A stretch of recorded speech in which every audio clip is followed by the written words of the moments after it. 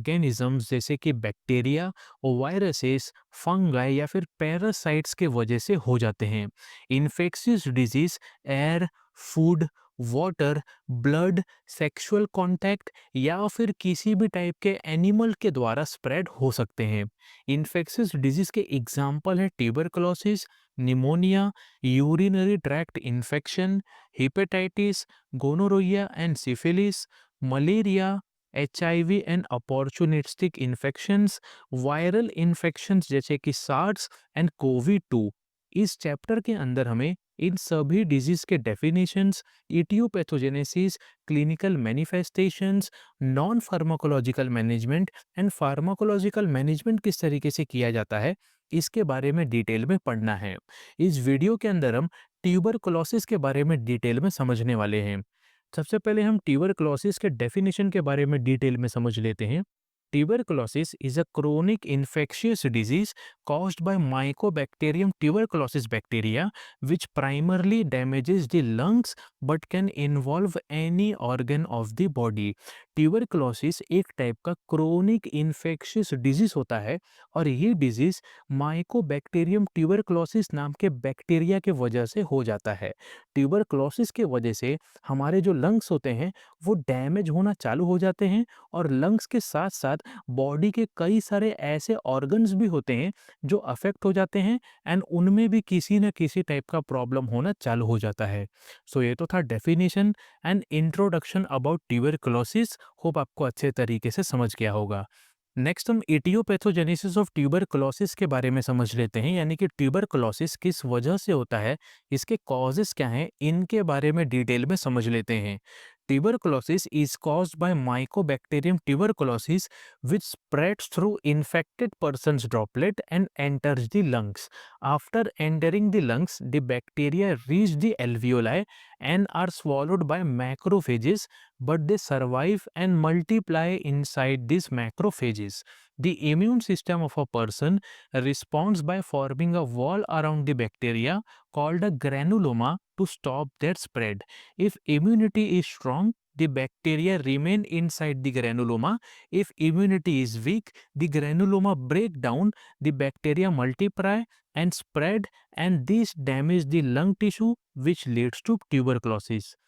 Tuberculosis एक ऐसा disease है जो कि माइकोबैक्टीरियम ट्यूबरकुलोसिस नाम के बैक्टीरिया से हो जाता है। किसी इंसान को अगर पहले से ही ट्यूबरकुलोसिस डिजीज है, अगर ऐसे इंसान छींकते हैं या फिर खांसते हैं, तो छींकने और खांसने की वजह से इनके माउथ एंड नोज के अंदर से ड्रॉपलेट्स बाहर निकलते हैं और इस ड्रॉपलेट्स के अंदर माइकोबैक्टीरियम ट्यूबरकुलोसिस वाले बैक्टीरिया रहते हैं।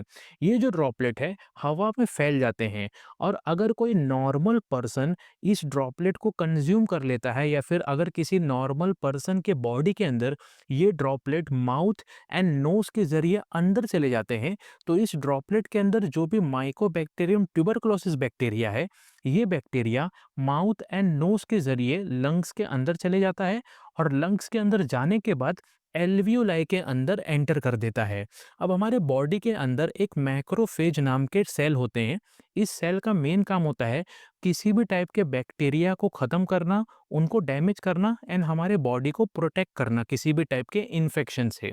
ये जो माइकोबैक्टीरियम ट्यूबरकुलोसिस है, इनको ये जो मैक्रोफेज है कंज्यूम कर लेते हैं, लेकिन कंज्यूम होने के बाद भी ये बैक्टीरिया ख़त्म नहीं होते हैं और ये बैक्टीरिया मैक्रोफेज सेल के अंदर मल्टीप्लाई होते हैं और काफ़ी ज़्यादा स्प्रेड हो जाते हैं। अब स्प्रेड होने की वजह से इस इंसान का जो इम्यूनिटी सिस्टम है वो एक्टिवेट हो जाता है और एक्टिवेट होने की वजह से ये इम्यूनिटी सिस्टम इस माइकोबैक्टीरियम ट्यूबरकुलोसिस बैक्टीरिया के अराउंड एक वॉल बना देता है जिसको हम बोलते हैं ग्रेनुलोमा। अगर पेशेंट का इम्यूनिटी स्ट्रांग है तो ये जो ग्रेनुलोमा है एकदम अच्छे तरीके से बन जाएगा और बनने के बाद इस ग्रेनुलोमा के अंदर माइकोबैक्टीरियम ट्यूबरकुलोसिस ट्रैप हो जाते हैं, बाहर नहीं निकलते हैं, जिससे पेशेंट को ट्यूबरकुलोसिस डिजीज नहीं होता है।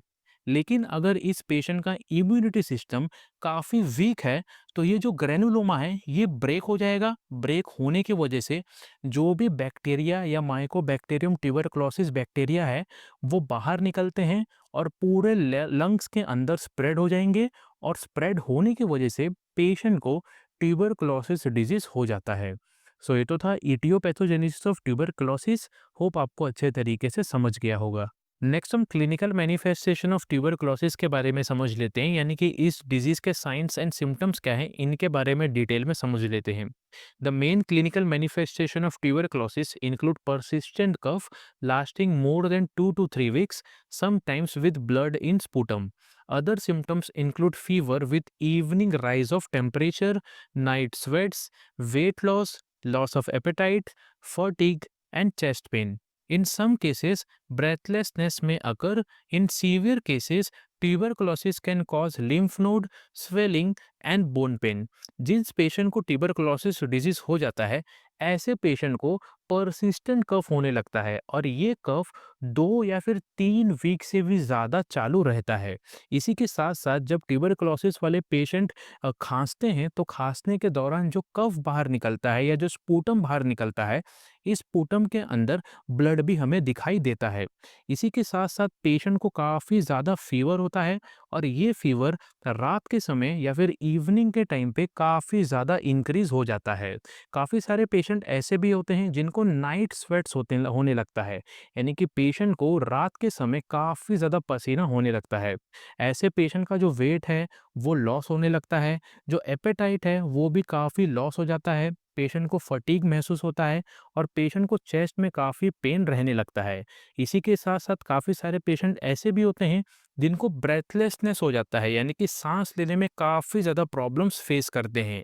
काफ़ी सीवियर केसेस में पेशेंट के जो लिम्फ नोड होते हैं उनके अंदर स्वेलिंग हो जाता है और हड्डियों के अंदर दर्द होना भी चालू हो जाता है।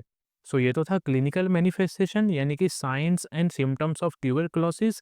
होप आपको अच्छे तरीके से समझ गया होगा। नेक्स्ट हम non pharmacological management of tuberculosis के बारे में समझ लेते हैं, यानी कि इस डिजीज को मेडिसिन एंड ड्रग का यूज किए बिना किस तरीके से मैनेज किया जाता है, इसके बारे में डिटेल में समझ लेते हैं। Patient should use a mask. जिन पेशेंट को ट्यूबरकुलोसिस है, ऐसे पेशेंट को मास्क का यूज करना चाहिए, जिस वजह से ये इन्फेक्शन स्प्रेड होने से बचता है। Ensure good ventilation and avoid close contact to prevent spread. जिन पेशेंट को ट्यूबरकुलोसिस है, ऐसे पेशेंट को गुड वेंटिलेशन वाले एरिया में रहना चाहिए और क्लोज कॉन्टैक्ट से बचना चाहिए।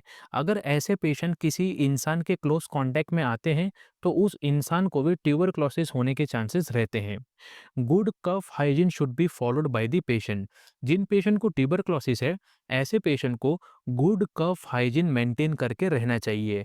अगर ऐसे पेशेंट ने गुड कफ हाइजीन मेंटेन नहीं किया, तो ये जो कफ है वो कहीं पे भी स्प्रेड होगा, जिस वजह से किसी भी इंसान को ट्यूबरकुलोसिस होने के चांसेस रहते हैं। Maintain adequate nutrition with high protein and calorie rich diet. जिन पेशेंट को ट्यूबरकुलोसिस है, ऐसे पेशेंट को high protein and calorie rich diet consume करना चाहिए एंड एडिक्वेट न्यूट्रिशन मेंटेन करके रखना चाहिए। Avoid smoking and alcohol. जिन पेशेंट को ट्यूबरकुलोसिस है, ऐसे पेशेंट को स्मोकिंग एंड अल्कोहल कंजम्पशन पूरी तरह से अवॉइड करना चाहिए। सो ये तो था non pharmacological management of tuberculosis. Hope आपको अच्छे तरीके से समझ गया होगा।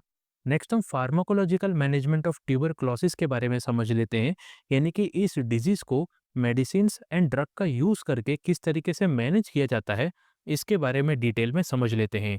सबसे पहला है first line anti TB drugs. इसके एग्जांपल है isoniazid, rifampicin, pyrazinamide, ethambutol and streptomycin. ये ड्रग काफ़ी इंपॉर्टेंट ड्रग होते हैं ट्यूबरकुलोसिस डिजीज को ठीक करने के लिए। ये ड्रग टीबी के जो बैक्टीरिया होते हैं उनको किल करने का काम करते हैं एंड ड्रग रेजिस्टेंस को भी प्रिवेंट करते हैं। इसके बाद है second line anti TB drugs. इसके एग्जांपल है fluoroquinolone, amikacin, capreomycin, ethionamide, para amino salicylic acid, cycloserine and terizidone. ये ड्रग्स भी काफ़ी इंपॉर्टेंट होते हैं और ये ड्रग उन पेशेंट को दिया जाता है जिन पेशेंट को एमडीआर टीबी हो जाता है, यानी कि मल्टी ड्रग रेजिस्टेंट टीबी जिन पेशेंट को होता है, उन पेशेंट को ये सब ड्रग यूज़ किया जाता है। इसके बाद है न्यू ड्रग्स। इसके एग्जांपल है लिनिजोलाइड, क्लैरिथ्रोमाइसिन, एंड अज़िथ्रोमाइसिन। ये ड्रग भी काफ़ी इम्पोर्टेंट होते हैं और ये न्यू ड्रग्स हैं जिनका इस्तेमाल जो फिजिशियंस हैं या फिर जो स्पेशलिस्ट होते हैं, वो पेशेंट के ट्यूबरकुलोसिस डिजीज़ को ठीक करने के लिए इस्तेमाल करते हैं। सो ये तो था pharmacological management of tuberculosis. Hope आपको अच्छे तरीके से समझ गया होगा।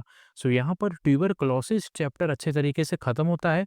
अगर आपको किसी भी टाइप का क्वेश्चन या फिर डाउट है, तो आप हमें कमेंट बॉक्स में पूछ सकते हैं।